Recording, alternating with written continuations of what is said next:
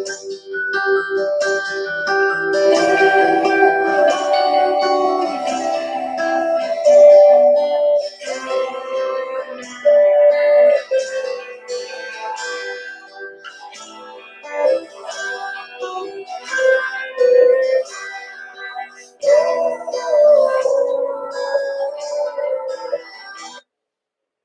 good evening. Welcome. It's Friday Night Live. This is Kathy Beatty with Divorce Support Anonymous. I'm glad that you joined me. We have a holiday theme topic this evening, and it's one I bet you can relate to. Of course, we want to start with just a couple of announcements here. First of all, of course, ask your questions, make a comment. Feel free to make a statement here, being aware that I do have a public page and also a private group together in this broadcast. So I just want you to be aware that the public would see whatever it is that you post and you would be identified. Always want to protect you and keep you safe first and foremost. But you can ask questions, make comments. Would love to have this as a conversation. Also, January 11th, which is coming up before we know it, a month from tomorrow, we're going to have the next support group.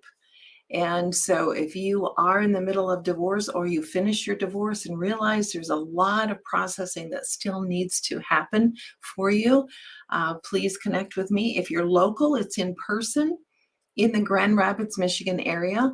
If you are not, on the 12th, following day on Wednesdays, we will be having it online. So I would just encourage you to come. I've never had anyone walk away disappointed that they had spent the time or the investment in this process. Because even those who thought they didn't need it find that it really helped them, or they find areas that they didn't realize that they needed to process and help with. So I also want to make you aware that I do some consulting. I am a divorce coach and I do some consulting. And I offer the first consult of 30 minutes. Sometimes we go an hour, depending on the situation, at no cost.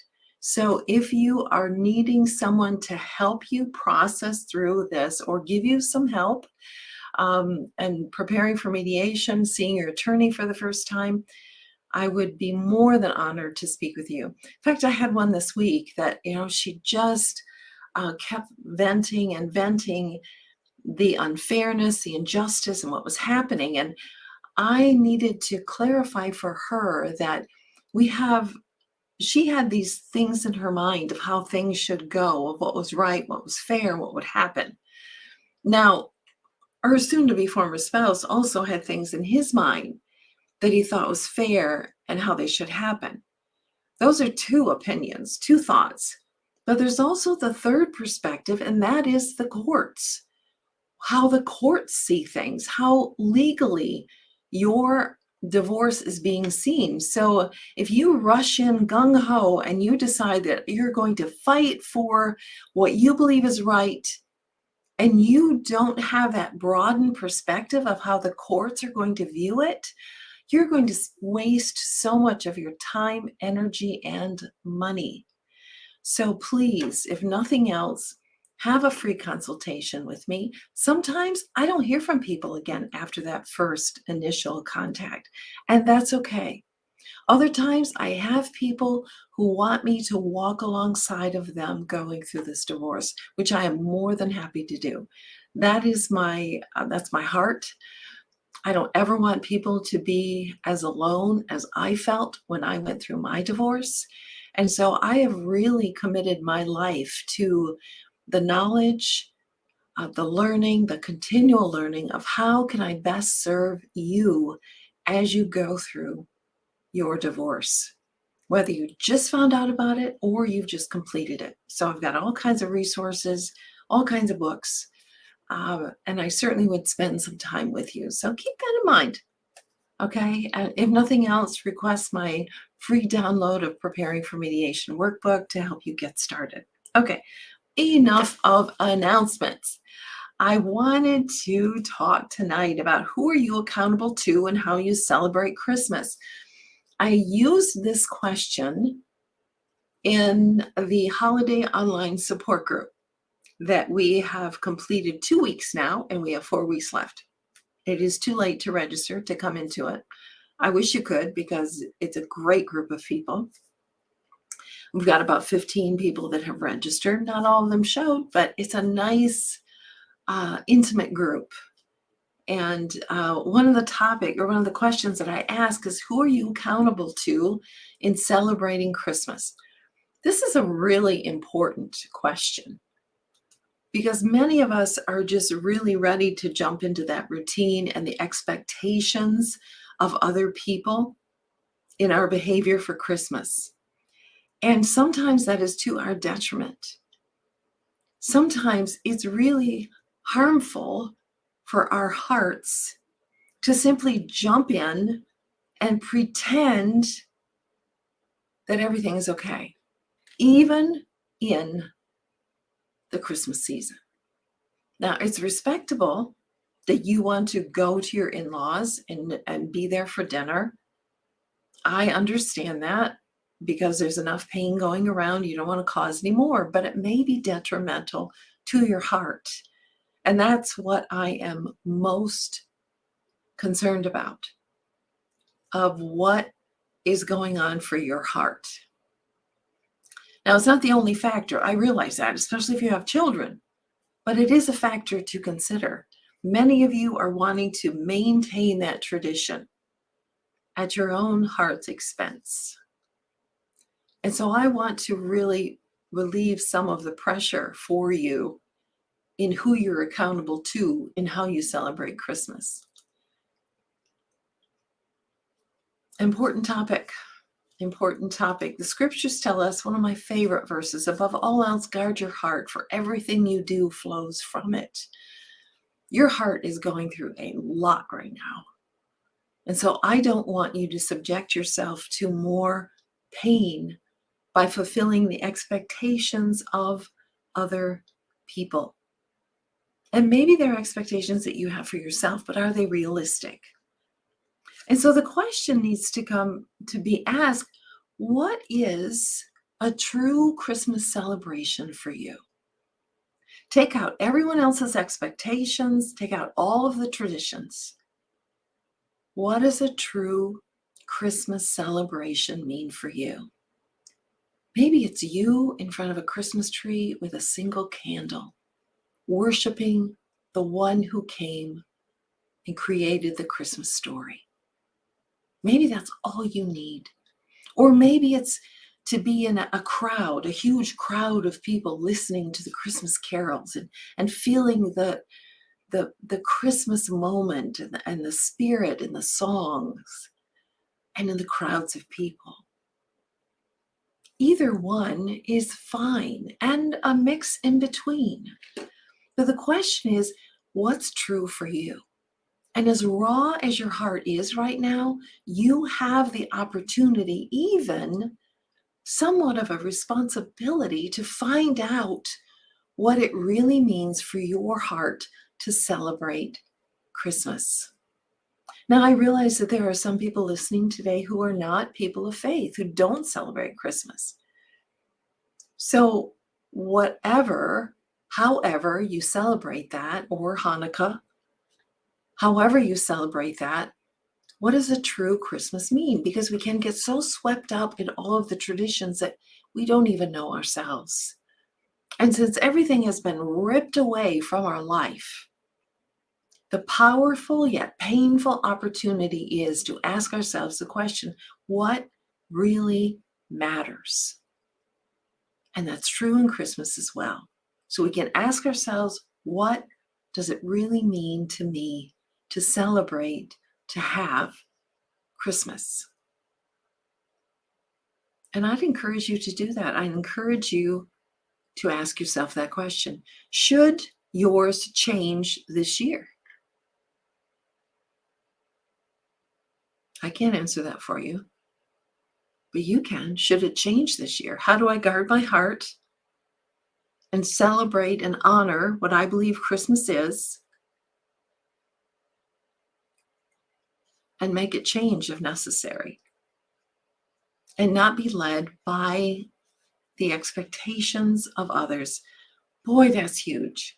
And as you go through this process, I think that's one thing that stood out for me and stands out as I work with hundreds of men and women going through divorce is the expectations and the pressure that we feel from those expectations are huge. So I want to ask you just 3 simple questions to help guide you through this. First of all, what does your heart need?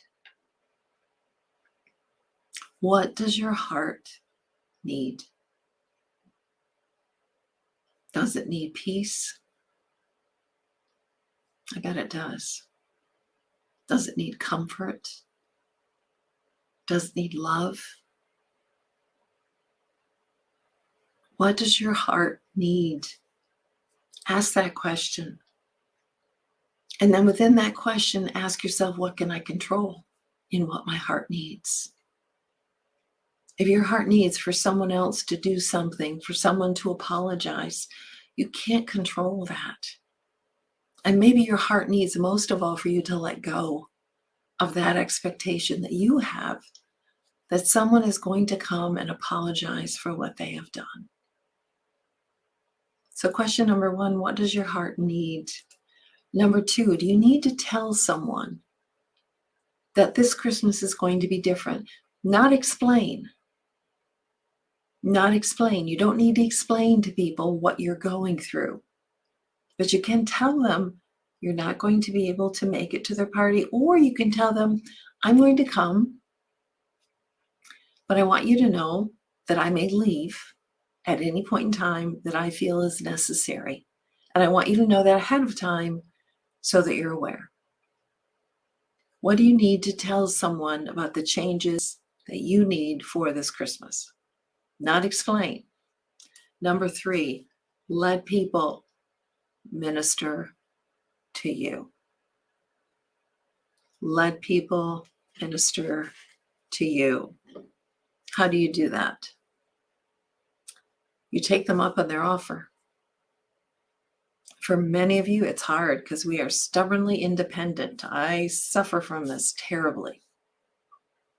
Maybe you need to ask for help or take people up on the offers, or maybe just let someone listen to you as you tell your story. Don't go through divorce alone. It is too difficult to do. So allow people to minister to you. Those 3 things can help you clarify and help you realize who you are accountable to for this Christmas. Now, let's talk about accountable versus responsible for. Accountable to. So, who are we accountable to? Who do you consider is someone in your life that you're accountable to, that you need to explain your thoughts, you need to explain your actions? Who is that individual?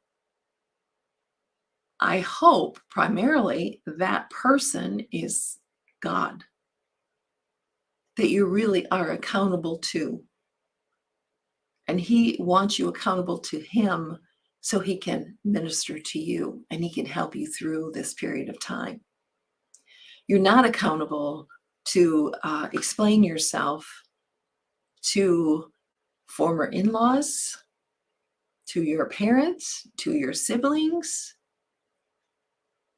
You're not accountable to them. Now, who are you responsible for? You're not accountable to your children as far as them having to know or give you permission in how you celebrate Christmas, but you are responsible for them. You're responsible for providing a good Christmas for them, but you're not accountable to. I hope that makes sense because there is some clarifying messaging in there when you realize I'm not responsible for their actions, for what they're thinking. I'm not accountable in explaining myself. There's just a big difference there. And I hope that gives some clarity to that. So I hope by this short little video, I have helped take some of the pressure off of your shoulders of Christmas. It doesn't have to be everything that it's been in the past. In fact, it won't. But don't beat yourself up or exhaust yourself by trying to meet everyone's expectations when you are in the middle of a crisis. It's time to pull back, to simplify, and take care of you. And if your heart really needs all of the Christmas tree and all the lights and all of that, then go for it. But ask yourself that honest question of what your heart needs. So I hope to just take off some of the pressure on your shoulders. I want you just to simply breathe. Breathe in this beautiful season and search. Use this rawness and this sensitivity to search for what the true meaning of Christmas is. And realizing that Christmas came because of suffering. For God so loved the world that he gave his only begotten Son, that whosoever believes in him will not eternally die, but have everlasting life. For when the kindness and love of God our Savior appeared, he saved us not because of good things we had done, but because of his mercy.